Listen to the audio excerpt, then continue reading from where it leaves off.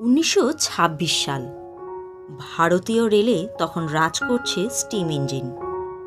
ঠিক সেই সময় জন্ম হয় ঐতিহ্যবাহী হাওড়া স্টেশনের বড় ঘড়ির।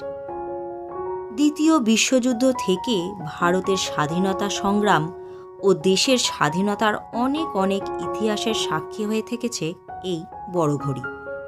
আজ আমরা হাওড়া স্টেশনের সেই বড় ঘড়ি সম্পর্কেই জানব বেশ কিছু অজানা কথা। প্রতিদিন এই ঘড়ির পাশ দিয়ে অগণিত মানুষের যাতায়াত।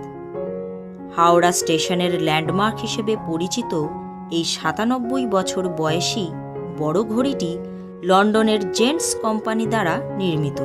প্রথম দিকে ঘড়িটিতে দম দিতে হতো, কিন্তু ১৯৭৫ সালে ঘড়িটিকে মেকানিক্যাল থেকে ইলেকট্রোমেকানিক্যালে রূপান্তরিত করা হয়।